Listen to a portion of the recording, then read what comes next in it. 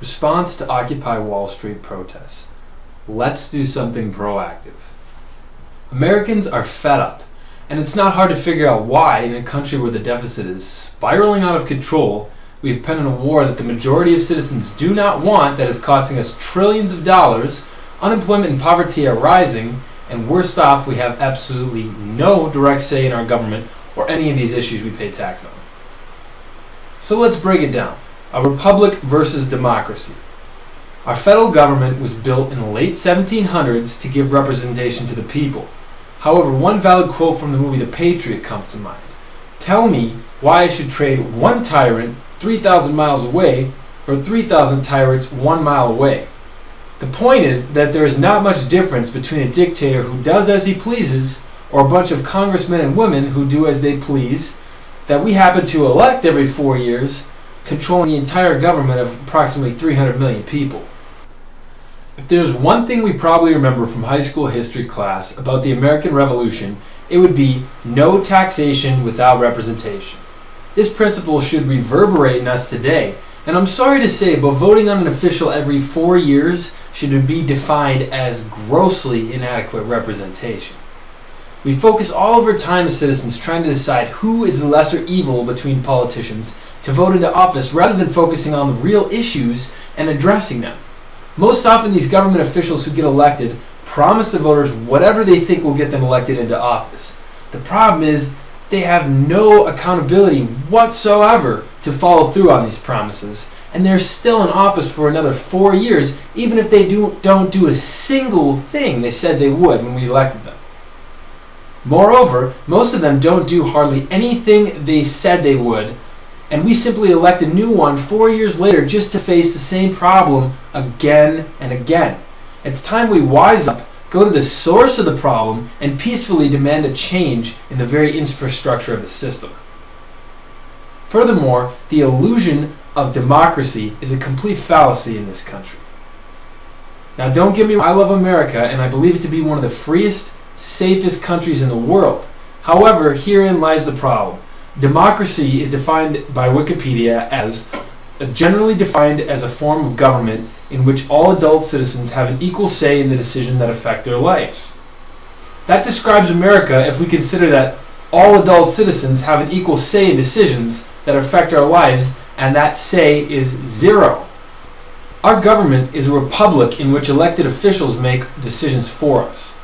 Now, you may not have learned this in your history classes, but here's a quick breakdown of how the U.S. government works. The federal government has 3 branches: executive, legislative, and judicial.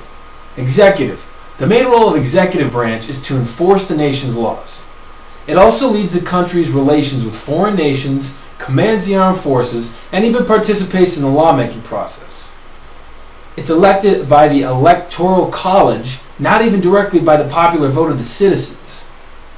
Most Americans don't even understand what the Electoral College is, and it needs to be removed as it's outdated. Secondly, the legislative branch. There's the House of Representatives and the Senate. Together, they are called Congress. The 2 bodies of Congress work together to write, debate, and pass bills, which are then passed to the President for approval. There are 100 senators and 435 representatives. Each of the 50 states elects 2 senators, and the representatives are reflected by the population of each state.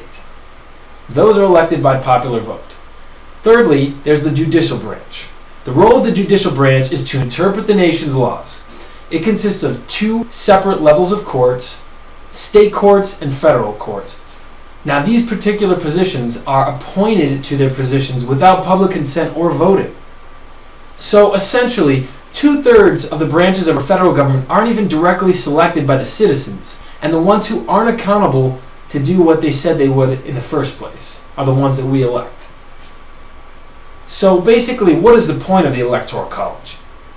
In 2000, Al Gore was elected by the popular vote and then not selected by the Electoral College. Not saying I even like the guy, but let's all remember he invented the internet.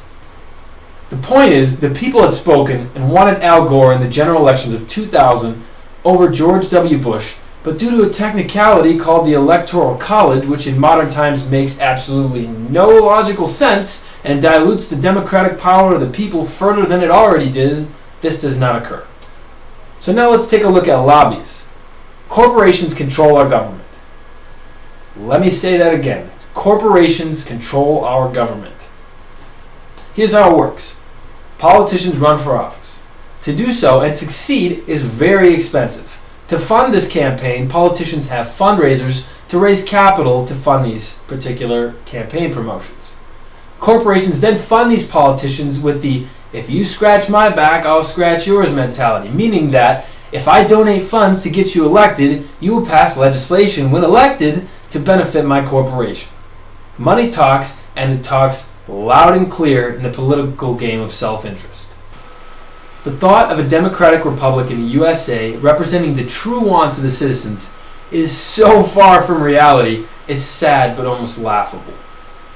Lastly, in the media, which is owned by approximately 6 private corporations in the USA, puts such a blatant spin on the news to promote its self-interest that it too is nearly comical in a sadistic sense.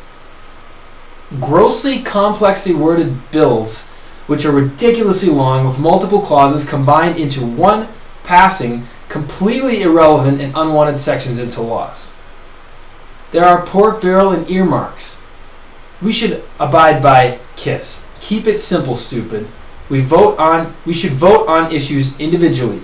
There are so many laws in this country which are loaded with legal jargon and terminology that are far more complex than necessary and are not even easily publicly available. However, we are all expected to abide by many of these rules which we did not even approve of. The laws should be simple, to the point, and published and taught to our schools if they are expected to be followed.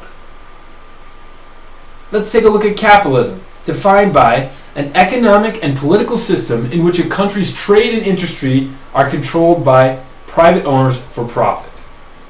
The stock market in international financial economics is essentially a perverse game of monopoly or chess with citizens as the pawns.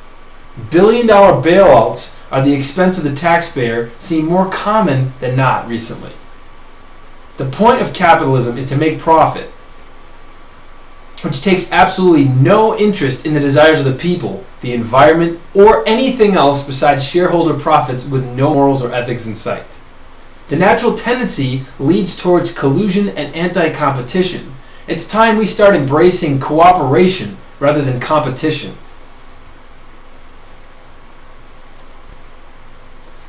Now here's the solution. We need to embrace a digital democracy now.